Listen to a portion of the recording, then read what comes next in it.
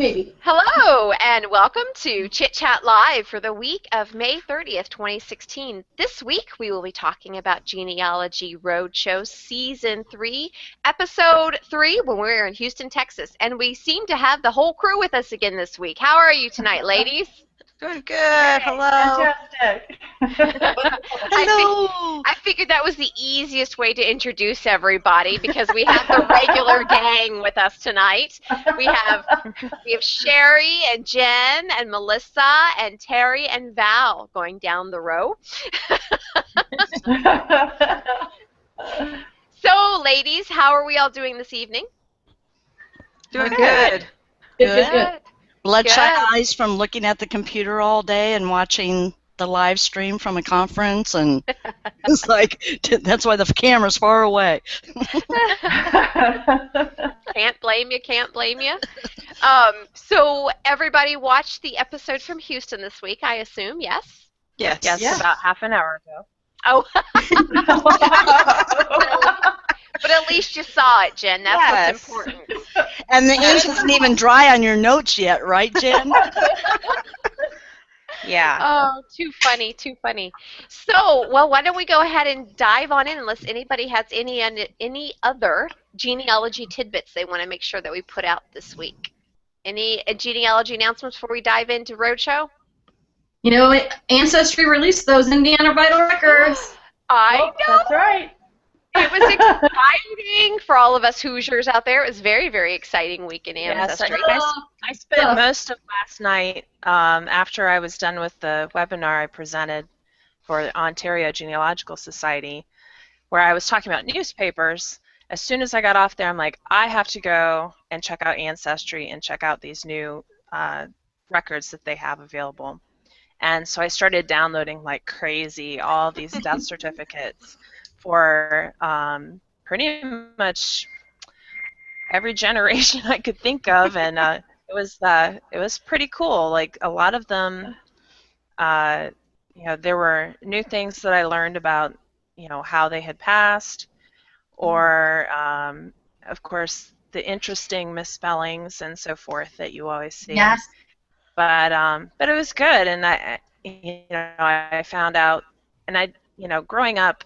I was fortunate in that my great-grandparents were both alive when I was young,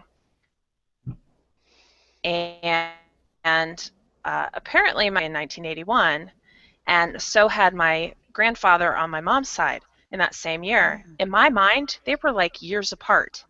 I had never really put that together, and then I was like, wow, I lost both of them that year, and I was just a little kid. But I don't even remember, I don't think they had a funeral or anything for my great-grandfather. But yeah, it's kind of weird, after the fact realizing, oh, that was like the same year. Weird.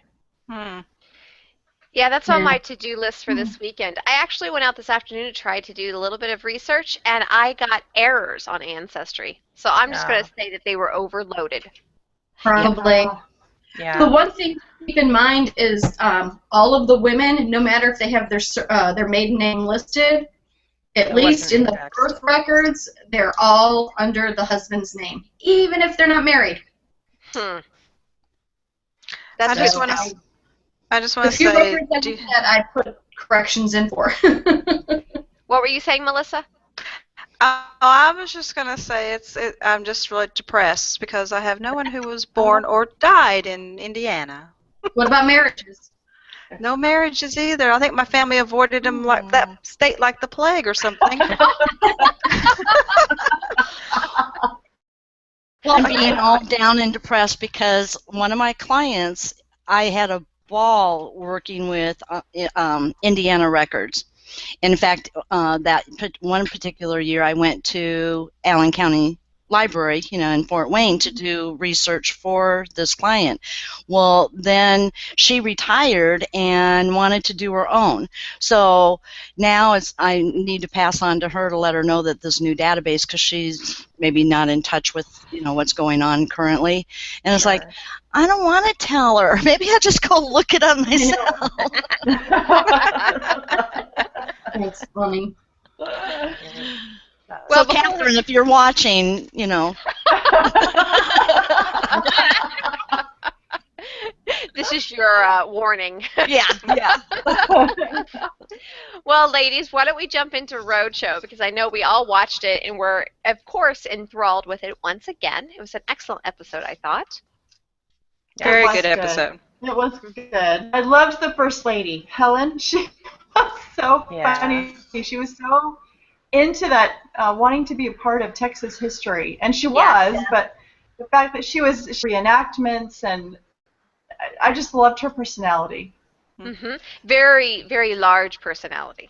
Yes. Well, you have to be in Texas. My husband, you know, I'm so big, my husband almost had to change his name. I have to admit that it was pretty neat that they could get her back to the Battle of Juan Jacinto. I can never say it. San Jacinto. Ugh. You know, I'm not only married to a native Texan. I'm not really a native Texan. You're an Indiana gal. I know. Well, what kind of got me, and this is all, you know, with, you know, respect and everything, but she said that she was an historian in Texas history. Yeah. And I was amazed at how much she didn't know, you know, and especially, you know, the historical marker, you know, right there where she lived. Yeah. But that just goes to show that, you know, there's so much that you don't know. You don't know what you don't know. Right. Well, Valerie and the rest of you, I can also attest to, you know, as an archivist, historians, county historians, when people come into the archives, they just assume that I know every single thing about every person that has ever lived in this county. And I try to explain to them, okay, I'm an archivist. I process the records. You know, of course, I'm a genealogist too, but I do my research, which is not here. And so, but it's amazing, you know, people think that I should know, and I'm like, oh, I sure wish I did. I'm sorry, I don't understand the problem. Yeah.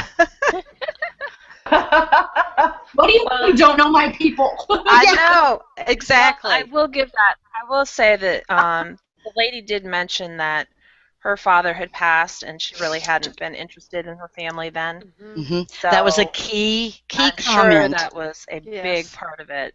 Mm-hmm. That he took that with him, you know, so even Talk more, to your family members. even more emphasis.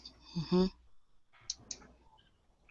Listen, I went into, this is funny, I went into a liquor store in in rural West Virginia because I was kind of turned around and I didn't know what street my our second great grandparents' house was on. I just knew kind of where it was at. Mm-hmm. And I pulled up my blog with a picture of the house, and I was like, "Do you know where this house is?" Do you know the Richmond family? They've been here forever. The lady looked at me like I was nuts. Especially in a liquor store, you know. She's like, honey, have you already been drinking? Yes. I know, right? Well, that's fun. But... That's like the story that when I was in Ohio, in Akron, Ohio, my grandfather died at work. He was holding the door open for a lady to go into work, and he had a heart attack and died. Well, a few years ago, we went to my cousin's wedding, which was in Akron, and my father took us around to all the different areas where he grew up, and I went to his place of work, which was still there. And I went into the front door, and I explained to this poor woman my story about my grandfather dying. I said, which door do you think it would have been? Oh my God! And she looked at me like I was nuts, and she says, well, the employees have always come in through this door over here. And yes, I went over, got my picture taken, holding the door open. I would have done the same thing. Yes. You all are sick people. Oh, you did the same thing, Shannon. We know you. That's funny. Oh. Wow.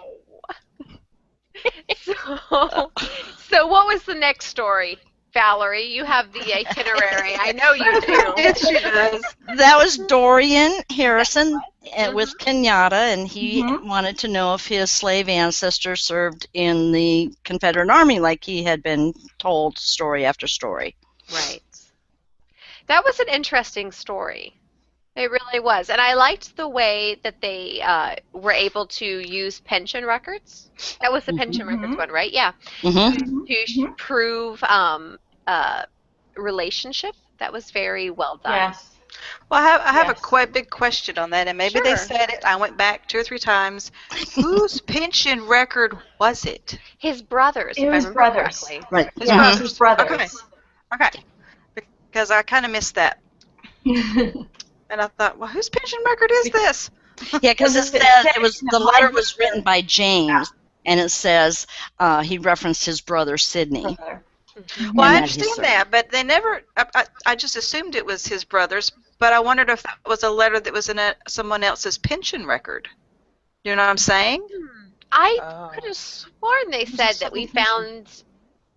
I don't know. They just said we found a pension record with this letter in it, so it could have been somebody else's with a letter written by his brother for somebody else's pension record. That's what I was thinking. It didn't come across as his pension almost to me. Right. Oh. Well, for Confederate soldiers, the pensions would have been granted by the states, obviously not the federal government. So. And there were African Americans who did receive pensions by the Confederate by the states for service in the Confederate Army. That was not uncommon. So I don't know. That's one of those questions we would have to ask them and see if they would tell us. Yeah, because see, I just put down the letter was in the Civil War pension file, written by James, referencing his brother, saying that he served in the Confederate. Well, actually, yeah, and that it was his third great uncle. So I don't think they ever said whose pension file it was. I don't think they did. But you know, with editing, editors may have thought that we would have just jumped to the correct conclusion. But obviously, they don't. But we genealogists know better. We have to have the proof. That's right. That's right. And that one point, genealogy big point, is the very last slide. I didn't notice it in the other 2 episodes, but this one I did. The very last slide in the bottom right-hand corner is saying that some of the research had been taken out or due to editing for time and so forth. That many of the research and the documents is not in this episode. And I didn't know. Yeah, I wanted to I still saved it so I could take a picture of it. But yeah, I didn't notice that claim before. So. What were you going to say, Terry? My favorite thing about the Confederate records is they'll have that rebel records. You rebel, you. I know. It cracks me up. Well, so you all noticed that there was kind of a bleep in there of misinformation, and maybe we one of you all bring up so we can correct it here. Who is going to jump on his mark? What his mark means? And I'll teach Kenyatta later. Who would like to explain what his mark means? Well, it means that he couldn't sign his own name. He didn't know how. The X was his mark. That was his signature. Exactly. Not that he was literate and knew how to read. Right. I'm going to assume that there were some editing issues that made it look like... I looked at it 3 times, though, and it clearly stated, I even wrote it down, that he knew how to write, even though they were not allowed to read and write. It had to have been an editing issue. So, yeah. So the saving... So me being the, optimist in the conversation, it could be something like... I have a pension record where it took several years for it to be proved, and so at the beginning, when the process started, the gentleman could sign his name, and by the end, he was so ill he no longer could. So maybe they edited it and cut it. That's a really long stretch. Very, very far, Shannon. Well, I'm trying to give a benefit of the doubt because anybody who's done research for any amount of time knows that if there's an X there, it means they could not sign their name for whatever reason, be it illness, be it illiteracy, whatever the reason was. They had a mark instead of a signature. Right. So, and we know from other episodes when they had said something incorrect, we know that they can't during the editing. They don't have control over that. is Sherry trying to say something? Right. Yeah. I was just.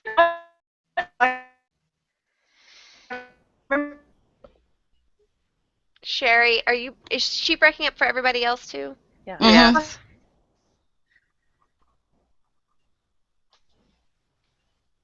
You want to try again? Now I see that she froze. Stuck. Yeah, I think she's having some technical difficulties. Hard. Okay. Well, Sign back out and come back in, dearie. I wondered about like what Shannon said about Kenyatta, if it wasn't edited and if there was something that she did present that showed that he could read and write or write, and that it wasn't included in the story, and so. yeah, anything is possible, unfortunately, but we won't know. Well, Val said she's going to reach out to her. Yep. So Let us you'll have know. to know next week. Okay, I will. Oh, I see Sherry's moving again. I don't You see there, it. Sherry? Am I from? No. A ghost image. Yeah, you keep coming in and out, sweetie. You may need to come back. So what was the next segment, Valerie? I'm just going to let you continue. Lacey from Oklahoma, and Josh gave the presentation, and she wanted to know if she was Native American because she was too white to be black and too black to be white. I love this segment because I've worked with Dawes roles. It was excellent. Go ahead, Yes. Terry. Sorry. No, it's okay. I was just going to say that one's the one that really kind of spoke out to me out of all of them. Because I usually watch TV and do 5 other things while I'm watching TV, and I think I actually watched her whole segment. Me too. And just the whole thing, I was raised with my mother. She raised me white. I would go to my dad's house, and it was black, and I just didn't fit, like living your whole life not knowing where you fit is hard. I can imagine. So you kind of feel for her. Yeah. And there were really good things. There were a couple maps. The Josh being on the production crew really came out as far as the education, yet again in this episode, but during this whole segment. Look at the amount of records they showed. I didn't know he was on the production crew this year. Yes, he is. You haven't been watching our show then. I said that after the first episode. No, I'm sorry. No, actually, he has started as a producer of the show, so he is more involved with the production aspect of it. So you can see it in some of the segments coming through a little bit, I think. So I hadn't even noticed his name at the end under producers. I don't think he's a producer, but he's involved with the production element now. Right. He's being more involved in that segment than just a presenter. Interesting. Very, very interesting. What I was excited about, because the historian in me came out, because I love it when they talk about little known or parts of history that can be presumed, especially incorrectly. And they talked about how Native Americans actually owned slaves and moved the slaves with them. Yes. Oh, right. And I think that's an aspect of history people didn't realize. I had no clue. Mm-hmm. And then how it was extremely unfair that then once they became free, they couldn't claim to be part of the reservation and vice versa. They couldn't, even though they had been moved there forcibly, they now couldn't claim to be part of the reservation. Yeah, that's when I felt bad for this gal because she got like dinged a couple of times. No, you're not related by blood, but you have you have the culture, and then to find out that the one side had this stamped refused because they purposely moved them to Kansas, and I'm going, oh, please don't yell at Kansas. At least not until after I leave next week. But I felt so bad for her. Well, But I think she got, in the end, she got good answers. You may not be biologically within that, but you can claim that heritage because that was your family's heritage. So, I mean, that's like saying you mix and blend your families. You've got step-parents and whatnot, and you've got an Italian stepmother and the Irish father or whatever. You might not be Italian, but you certainly were raised in an Italian house. Exactly. You were raised Italian. Right. Yeah, it's there. So I don't know. No, that makes perfect sense. Okay. Both sides of her family, both the female and the male lines, that were very much a part of America and the history and what was going on, and that it was really cool that that she's living in Oklahoma, where this ended up being partially at. So she does have a lot of part of history that she can pass on to her son. So. Well, how about the fact that her ancestors walked alongside of them during the Trail of Tears? Holy wow.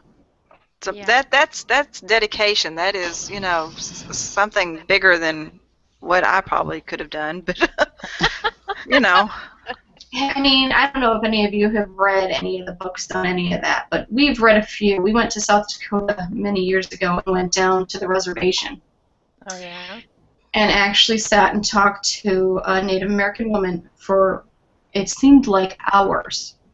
And she had this scrapbook with all of the newspaper articles, like going through the chronological, my nap's coming through. Timeline. Yeah, going through the timeline.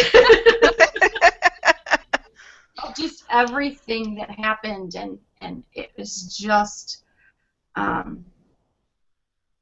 extremely sad to be on that ground and to hear. I mean, we were at the church where the cemetery was, and it was very, very emotional just to stand there and know what happened. Even if your people weren't touched. Do you think they walked due to a sense of family, because that was her family, or do you think they were forced to walk? That's a good question. They probably you don't know anything else is home. Yeah. That's your family that's your family going. That would be my thought. Yeah.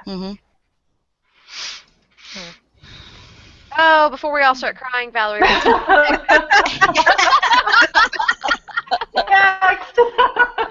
Well, then there were two little short clips, and I really liked the photograph that they showed and the reaction of the person. That was really cool. That was pretty awesome. Yeah.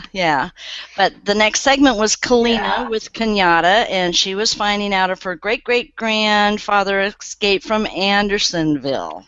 This was another one that I really liked. Yeah, I know, and I'll be honest with you. I was like, that's a doozy of a tale. This will be interesting, and I was, to be honest with you, I was completely expecting it to be false.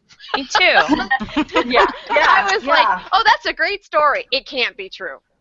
Well, I thought maybe he could escape once, but she had heard that he escaped twice. Right. And I thought, no, there's no way. But it's pretty amazing that that they could actually document it through, muster and service rolls, that he was there when it opened. And I just can't imagine the hell that was to go through. Oh, it was you know? horrific. Yeah. Just horrific. And to have survived it, even worse. Yes. I'm one of these strange historians where for a while I had a fascination with the Sultana disaster. Have you ladies heard of that before? Sultana? Yeah, the largest, it like rivals the Titanic for a water disaster. It was actually a riverboat disaster on the Mississippi. Yes. Wasn't out in Tennessee? Just off of, it was over 3,000 people died in it, and they were mostly ex-prisoners from Andersonville going home. Wow. Oh my gosh. Right. Yeah, so that was one that I was wondering if that was going to be brought up because I'm one of those weird historical fact things that are in my head.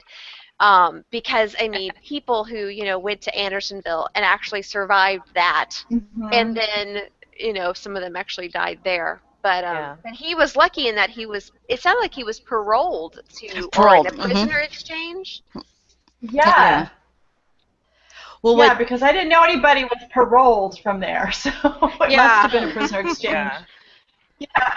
But I think it was Finding Your Roots that they had the Andersonville in. It was right around there because it was Kelly Clarkson on Who Do You Think You Are? Who Do You Think You Are? Okay. Is that what it was? I knew I'd seen it before. And so they had a little bit on there, but this one really brought it back for me because the numbers, like it was built for 10,000, there were 33,000, there were 13,000 that died, and putting, I don't know, it was because I had done research on my husband's side from that. In between, and so now it caught me even more. But and then to see the newspaper explaining who Limber Jim was, and I go, oh no, that can't done now. I was surprised they didn't talk more about that because they brought it up briefly, but that he might be him, and they just dropped it off. Right? Yeah. Well, it could have been cut too. So. Yeah, that's true. That's true. You always have to go with it could have been cut. Yep. That is the standard clause, right? Well, this one and the other two, they've been so meaty and so much, and people, like we have said, gosh, wish they would show more records, and there's just record upon record, and like I had never seen a POW record, so that was really cool, and so, you can only show so much, and, but yeah, it's like, why don't you talk more about that newspaper article? It would be really cool to see them do a blog to go alongside it with all the records. Wouldn't that be fantastic? That'd be good. And now, the maps. There is a blog. It does cover some of the stuff that's not covered, like additional information about the historical aspects. But I think you're right. I think it would be great if they would add a little bit of a behind the scenes or a documents that were cut or that type of information. They could do an extra episode at the end where they show us everything that they cut out. Right. Well, I think a couple we don't want much. No. No, we have to do that. I think something important to say, and only because when Who Do You Think You Are went to Andersonville, we actually reached out to Andersonville to see if they were willing to join us to talk. And they were very nice enough. They replied a very lengthy letter basically stating that they didn't have the time or the manpower to do it. But for everybody to please keep in mind, they have no records. They cannot help you research. Go to the archives. Yeah. But I learned something in this, and don't laugh because I haven't done a lot of I've done very small amounts of Civil War research. Are you going to talk about muster rolls? Yes, I didn't know. I didn't know that either. Okay, good. I don't feel stupid. I wasn't going to say anything, but I'm glad you did. You didn't know what? I didn't know that a muster roll was like an attendance record. I've heard the term a million times. But I didn't know how often it was taken. Well, what did you think it was? I knew what it was. Well, if you haven't done that much into the pension files, you wouldn't see the muster roll. But muster rolls are not in pension files. No. No, they're No, not. they're separate. They are They're separate. They're separate. So, But the cards, the muster no, roll cards. No, they're separate. they're separate. Hmm. They're separate. Service. Fold 3 now. Well, on fold 3, they're all in the same. That's fold 3. That is totally different. Okay, well, we need to point this out to our public. Okay, And so did like, you- you all need to come to DC and let me just take I you was video. going to say, Miss Hey, National Archives. Shannon, Yes. I'm also correct, I think, in that the muster rolls that we see were not written during the That's Civil right. War. That is You're correct. correct. You're correct. Yes, you're Ha correct. ha. That is Yes. correct. Yes. When were they written? They were compiled later. Yes. Yes. Yes. So how the heck did they remember that arbitrarily on June the 2nd, John Smith was the From- one? Because From what the they had, They're copying. They're from copying. The original records. Yeah. yep, So they're derivative sources. Derivative. They're not Yeah. original. exactly. Well, I'm going to go back to my pension files that I got from Washington and look at them, and then I'm going to rewatch that segment. Yeah, because service records They're okay, service and records. muster rolls are separate pools from pension files. They are stored separately. So when you And you being a difficult pull. I was when you be hey, that's not nice. So when you get when you pull a pension record now, and I will put out there as a caveat, since they're digitizing so many pension records, if you can find a pension record on microfilm or on Fold 3, they will not pull it for you at the National Archives. Oh. Yeah. They That will makes not, sense. because what they do is they archive those, so they don't have to keep pulling them out. Yeah. But what if I want to hold the original? Yeah. Nope, not unless you can argue with the archivist on duty that it's a bad copy. Oh. That's kind of BS. Are they saving the records for the public? They are putting them in conservation after they're digitized, Well, whatever. so they won't be destroyed. And that's the whole idea, is they're starting from the oldest records and moving forward. Mm-hmm. So as they digitize them, they are going into basically storage, so they will no longer be accessed unless you have a very good reason to see the original, because they don't And want people to handle them. That's Right. not fair. And It's your not- good reason can't be because my great grandpa held this? No. No. So you're running out of time on the 1812 ones, just so you know. You can still pull Civil War pension files because those are not being digitized yet. And if you've got Confederates, you're okay because they're at the Right. state level. Right, and Right. the Confederates are at the state level, so you have to go to the individual state for that. But But at the state Yes. level, the Confederate records are also, you have the service records, which are separate, and Yeah. the pension records, which are separate. yeah. They're totally separate. Yeah. And so, like, when you go to the National Archives, you actually have to go to 2 different departments to request those different records. The pension files are through one department, where you make all of those, and then the service and muster records are through a different department on a different form. So when Okay, so we're going to set up an IAG field trip to the National Archives. Yes, we are. Good. I'm bringing my pillow. I'll loan my 9-year-old out for when they do the National Archives sleepover. How about that? I'm there. But yeah, so when the service records come in an archival box, and they're alphabetized and numerical, and so you find where your person is in the box. And when you request a pension file, they come in an individual folder. And they actually combine, if there was an invalid, a widow, and a minor, they'll all be in one file. They combine all the files into one, so you don't have to request 3 different ones. That's good. Is any of this in Cindy's book? Is any of this in Cindy's book? I don't know. I mean, did we just I gloss would over? I would go look, but I accidentally sold it. Yeah, mine's not over here either. Hang on, Jen's looking. Oh, look. Well, while she looks, what's the next story, Valerie?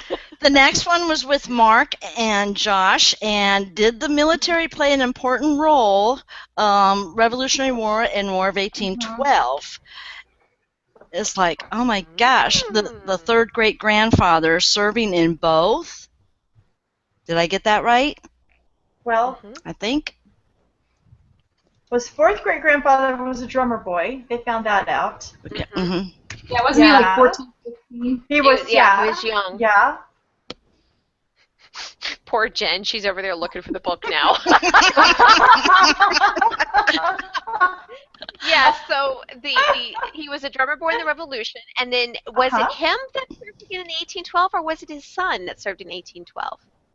I thought it was a father-son, but maybe I misunderstood. I thought it was a father-son too. What yeah, you have written down? Yeah, it was? Yeah, okay. Yeah, I'm going back through here, because he said before we can look at your fourth great-grandfather, that we do have the name, you have to go to the previous generation. So again, there's the learning education part. Right. And there was I thought this was great because it was a letter by a lady in 1936 that wrote to the Veterans Administration and had, gave dates and so forth, and then had mentioned both. So. Right. Yeah. And so this is what I'm going to point out, that when you find pension records from Revolution, 1812, and Civil War, you will actually find letters like that in them from people who are doing research in the early 20th century, wanting to find out more about their ancestors. And those letters are amazing because they usually tell you a little bit about them, so you figure out how they're related, because obviously they'll now be a cousin if it's your family, right? And they sometimes say, I'm requesting information on this person. Occasionally they'll tell you why. Sometimes it's for Lineage Society, sometimes it's because they're doing a family history, and then you'll always have immediately following it the reply from the War Department. Well, Josh even pointed out that they weren't sure how that lady was related yet. Right. And brought up... Go ahead. Go ahead, Valerie. I was going to say, you could assume that they're related in some way if they're asking for information. Oh, you just have to figure it out. Yeah. I like those letters. Yeah. That's my Patriot for the DAR had all of those, I'm researching so-and-so, this is what I have, and then the reply, we have blah, blah, blah, and the information we have on that is this. So it's good to kind of follow it. It gives you, a couple avenues of research. So Jen is back. Does she have an answer? Yeah. I don't have an answer because apparently my copy is out in the garage. Oh. I have not unpacked it yet from the Ohio Genealogical Society conference. We'll have to get back to everybody on that answer. Yeah. What I'll do is I'll pull up the PDF and take a look at that.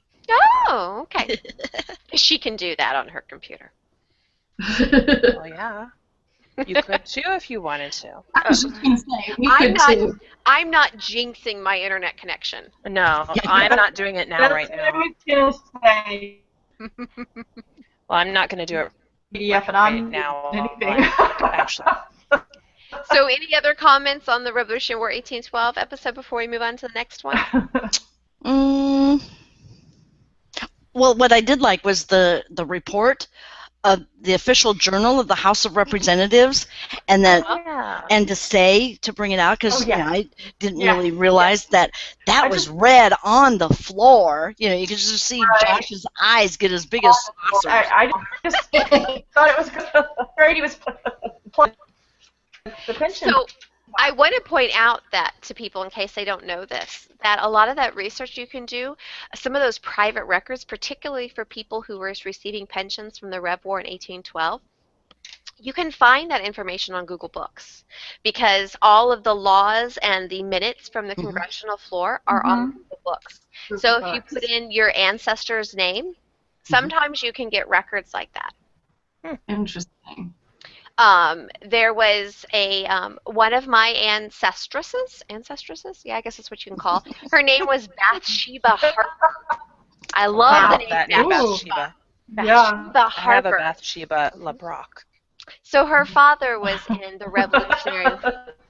Her father was in the Revolutionary War, and her mother applied for some sort of relief, and her mother died before she got it. But she received it in her stead, and that is read and is in the minutes as a private act read out on the Congress floor. Wow. And you can go ahead, Terry. I was just saying, I think we have one woman left receiving pension from the Civil War. It's actually a brother and a sister. They live in North Carolina. Of course you would know. She would know. I am full of useless information. She calls useless, but it's really good tidbits. They did a story on it last fall, I want to say it was, and for some reason I remember reading it because it was right around, something that was going on up here. But it's a brother and sister. They're both in their 90s, and they are the last living children of a soldier. And so they are still drawing a Civil War pension. They're in their 90s. So, I think they said, like, their father died when they were, like, 2 and 3 years old. They were, like, under 5 when their father died. But they're the survivors. Yeah. Crazy. Is that freaky or what? Well, it's just like that one president who still has a grandson living and he's been dead forever. Can I tell you who it is? Because I know. Zachary Taylor. Zachary Taylor. Yep. Really? Zachary Taylor still has a living grandchild. But he didn't have his kid till he was in his 70s. Jeez. Oh, Long gosh. generations. I mean, it's like my grandmother, who was one of 19. Okay? Wow. And she was born in 1917, but her father remembered the Civil War because he was 5 when it started. Wow. So my great-grandfather was born 100 years before my mother, because they were both. My great-grandfather was born in June 1856, and my mother was born in June 1956. Wow. Oh my gosh, that's good. Yeah. So I am, 2 steps away from a Civil War ancestor, because I've told you the story, right, about him telling my grandmother about watching his brothers march away. Have I not told you this story? So they lived in Tuscarawas County, Ohio, and when he was 5 is when this. They were camped right next to us at OGS too. I had wonderful conversations with them. When he was 5, his older 3 brothers joined the Union Army. And he told my grandmother when she was a little girl, he died in 1929, so she was 11 or 12 roughly when he died. But she remembers vividly him telling her and her older nieces and nephews, Oh my gosh. who were all about the same. The first child was born in 1885, last child born in 1921. 2 wives, large family, 19 children. She remembers sitting on his lap and him telling her and the other kids about how he was holding his mother's hand in the county square, watching his brothers and their unit march off in their blues, and holding her hand, watching her cry. Oh, it's heartbreaking. And, the emotions and people waving flags and cheering them as they are marching off with their unit from the county seat in Ohio off to the Civil War. And luckily, his 3 brothers came back. He was the youngest at the time. But yeah, he had vivid memories of the entire war. Yeah. Wow. And, I mean, that's only 2 generations away from me. So it's kind of, it gives you the little willy-nillys, but yeah. For me, it's like 4, 5, or 6, because mine all have their kids young. Yeah. Well, I mean, so to put this even more in perspective for that side of my family, his grandfather was the immigrant ancestor in 1820. Wow. Oh, wow. So, I'm looking at my 3rd great-grandfather, 1820, was the immigrant ancestor. Wow. Gosh. Yeah, long generations. Not normal. That sounds right. Oh, thanks. I hope you're writing these stories down. I mean, really, are they blogged? No, I'm bad. Oh, I Come on, know. yo. I know, and I really need to. And I know a lot of them, and I've told my kids them, and my husband's probably sick of hearing them because I repeat myself so often. Well, write them down so they can just be read over and over. Yeah, I There you really go. I really need to. But you know, sometimes I think of these stories and I think of these little tidbits that I remember, like my grandmother, that grandmother died when I was a junior in high school. So God, it's been a while. That 93 is when she died. So that grandmother died in 93. My other grandmother died in 97. But you know, I have all these strange tidbits running around in my head that I'm like, I gotta write these down. And that's when I look at my father, who just turned 77, and I think to myself, as he periodically just, oh, well, this reminded me of a story, and he tells me it's something I've never heard before, and I'm like, please write this down because I don't have my tape recorder. Where's that tape recorder that belongs in your pocket? Yeah, I know. Well, you know, my dad's Your moving phone. in. My dad's moving in with me, so I'll have more time to tape him. Just tape it to his shirt collar. What were you gonna say, All Terry? around. Just show them how to type it right into WordPress. Yeah, I know. And I mean, most everybody by now knows that my mother recently passed, and there are now stories that my dad is telling me about my mom that I'd never heard of before, and I'm like, why did she never say anything, you know? So this should be the lesson to everybody. Yeah. Well, to write Shannon, it down.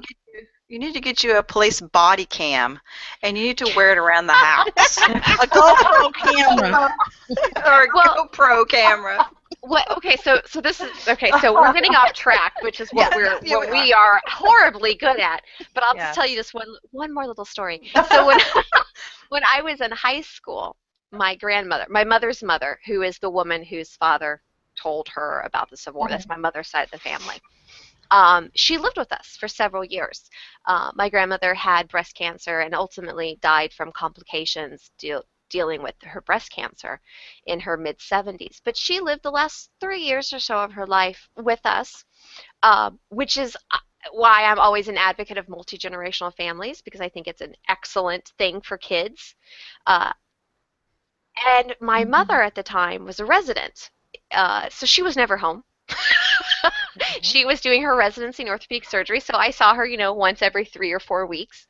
But my grandmother would sit there, and because she couldn't really do anything else, because she was going through chemotherapy and all sorts of other things and surgeries and recovering, she would sit, and while my dad was a house husband, would tell him stories. And he would periodically say something to my mom, and my mom would go, "What are you talking about?" He's like, "Oh yeah, your mother told me the story." And she's like, "I'm her daughter, and I've never heard that story before. What are you talking about?" Because my grandmother had nothing else to do but sit and tell stories all day. So that's what she did. She sat on the couch or at the kitchen table while my dad did, you know, house cleaning, and would follow him around the house and tell him stories about my mother's family. Wow. And he would periodically show up to a family reunion and say, "Oh yeah, Maxine told me blah blah blah," and people are looking at him like, "What? Where did you hear this?" But yeah, I'm trying to convince him he needs to write those down too, because I think he's the last person who knows. Absolutely. Oh, but yeah, write your stories. Chop chop. Well, just I know we're dragging this out, but this past week, my mother-in-law and my husband's stepfather have been with us from Texas, and so she was telling some stories, one or two here or there, and when they left, my husband turns and looks at me and he goes, "I had no idea. Where did those stories come from?" Because she's never told them before, so it's the same thing. I mean, you know, here and stories that he's never heard about his father, about her, about you know. And so he thought he knew everything about his mother and his dad. And I'm like, well, see there? Everybody has secrets. I think that's something interesting that I've experienced as well. I've been often interviewing my step-grandmother, And occasionally I'll bring my husband along, and I'll be talking about stuff, and then all of a sudden I'll hear the conversation that Casey's having with my grandfather, and it's a story I've never heard before. So sometimes I think having just a new set of ears in the room makes new stories come up. And so as a result, I've been, recording all these stories as much as I can with my smartphone. It might be too, Jen, that he thinks that he might have already told you. True. Right. Yeah, he might think, I've already told her, but I haven't told Casey, and now I got a captive audience. You don't know. Right. Yeah. Well, I have to say, that's not a problem in my family. We tell stories over and over and over. My mom would do that too, especially, every weekend we'd go up from my hometown in Iowa up to southern Minnesota every weekend, and she'd tell these stories. And I can remember a few, from me being little and up to 6th or 7th grade. So when I first got started in genealogy, I gave her a tape recorder. And I said, Mom, start just telling the stories if you don't want to write them or type them. And I said, don't worry about them being in any order. And she goes, no, I've told them enough. I'm not. She just became zip-lipped. And I said, are you kidding me? In the car, captive for 2 hours, I couldn't get you to hush up, and now you're zip-lipped? Oh. But yeah, so...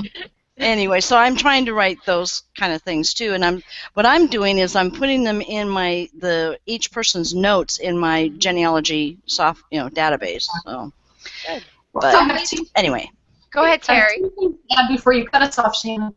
So when I was earlier, I mentioned that was not me.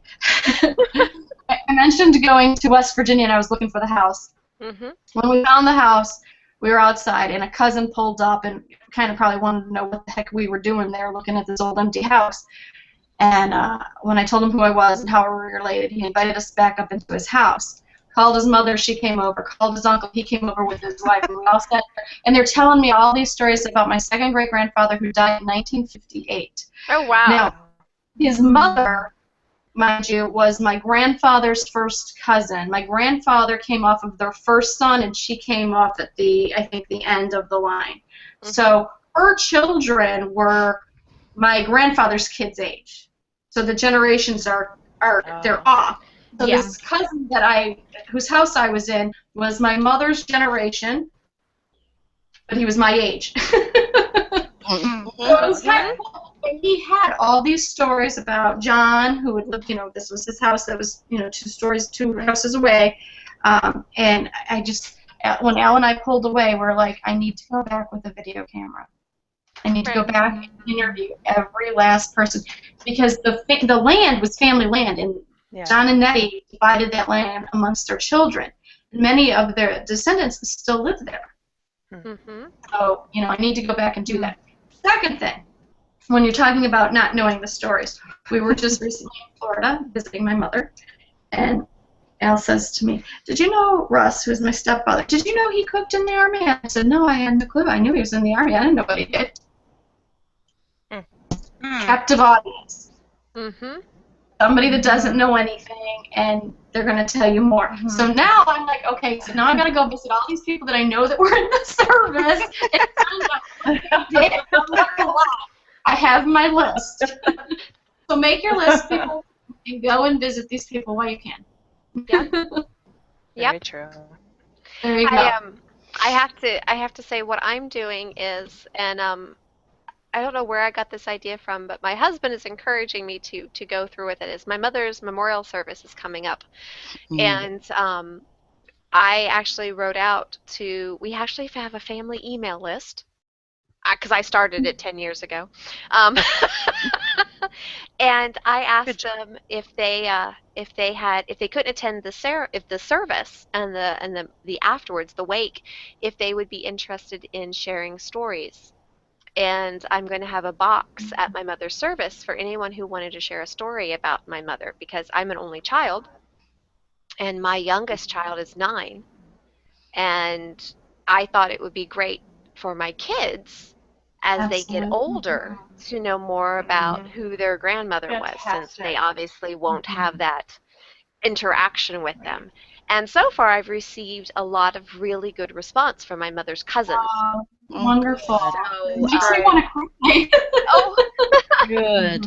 Yeah, but I mean, I couldn't think of a way because I kept thinking about how, you know, my kids are going to miss out on knowing their grandmother because, you know, my youngest is 9, my oldest is 15. They only sort of knew her because, you know, we only visited twice a year and they would come up here once a year. So 3 times a year they got to see their grandparents. And they only know a lot of the stories based on what they heard then or that I've told, right? So what a way to get people to put together basically a memory book is to hear other people's stories about. So I wanted to put that out there as another way, if people are collecting stories, is that it doesn't have to be that person's story. It can be them telling you anything about anyone that they remember. Well, this summer is the Lair family reunion. It's every other. It's on the even years, and since the last one in 2014, we've lost 2 of the elders. My mother-in-law just recently, and then Dad's sister in October. And so I'm going to set up a video camera, and instead of just sitting around doing absolutely nothing or while people are eating and nothing's really going on, is, you know, share a story, share a thought of, you know, Burles. Everybody had, you know, stories about her and my mom-in-law, and then also about Aunt Betty, and so that can get into, because they know that I'm working on some kind of an update to the book, and so I've got a video camera and just sit there and videotape as people are talking. I can eat later, kind of thing. But yeah, and you can do that, you know, with the family reunion, because look, there's only 3 of, you know, there's Dad and 1 brother and 1 sister left. You know, so. Yep. But anyway, so the next 2 little clips were Josh and Mary giving some educational things. I loved where she says, she goes, "Not all the records are online." I'm going, yes. Thank you. That's and right. That call the historical society or the whatever in the area, or write a letter. Oh my gosh, what a concept. You know, you fold a piece of paper in an envelope and you stick a stamp on it. And include a self-addressed stamped envelope so they send something back. That's right. Yes. Right. So, but the last episode was Sarah and Mary Tedesco. The question was her ancestor being in the Texas Revolution. Yes. Which I knew nothing about, I admit. Shame. I know. Well, even my clients that I've had for Texas Research, they didn't even go back that far. It was, you know, you know, I'm just married to a native Texan, but his grandparents are New Englanders, so. Oh, well, see, let's listen to you. But yeah, so they started. Well, the first document was the ancestor chart, and yet again she said, you know, before we start with the 4th, you have to go back to the son and letters and original. Yep. It was pretty fantastic. It really was. Anybody else have any comments about that one? Because it was a really good segment. All the original information that was presented was just fantastic. Right, and they didn't let anybody jump to conclusions. It was, it looks like this is what it is, but we need more, instead of just jumping to conclusions. And I like that. I like how they kept stressing that, you know, you have to follow it methodically, and then you can't presume, but we can make a few assumptions, but we can't prove it. I like how they kept stressing those things. Right.